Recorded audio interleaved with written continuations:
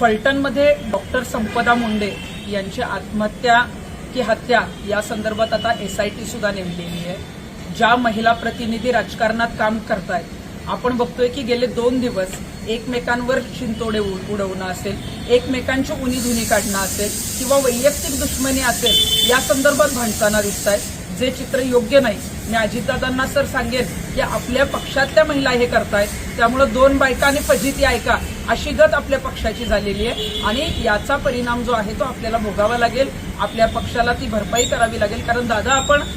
गुलाबी जॅकेट घालून पायाला भिंगरी लावून लाडक्या बहिणींसाठी फिरताय आणि त्याच पक्षामध्ये जर महिलांच्या बाबतीत अशा पद्धतीनं जर एकमेकांवर शिंतोडे उडवले जात असतील तर समाजामध्ये योग्य संदेश दिला जात नाहीये। डॉक्टर संपदा मुंडेंना न्याय द्यायचा राहिला बाजूलाच, परंतु इथे जी काही वैयक्तिक भांडणं चालू आहेत ती कुठेतरी थांबणं गरजेचं आहे। आणि माझं सगळ्याच पक्षातल्या महिलांना आव्हान आहे, ज्या पक्षातल्या महिला नेत्या असतील किंवा प्रतिनिधित्व करत असतील, आज आम्ही सुद्धा महिलांचं काम करतोय, परंतु कदाचित एकमेकांचं काही पटतही नसेल, परंतु ती भांडणं तुम्ही खालच्या पातळीवर जाऊन जर मीडियाच्या समोर आणत असाल तर तुमच्याकडे बघण्याचा तर दृष्टिकोन बदलतोच, परंतु आपण ज्या पक्षाचं प्रतिनिधित्व करतोय, ज्या महिलांचं प्रतिनिधित्व करतोय, तिथं मात्र महिलांचा अपमान होतोय आणि हा अपमान आता राजकारणी महिलांनी थांबवला।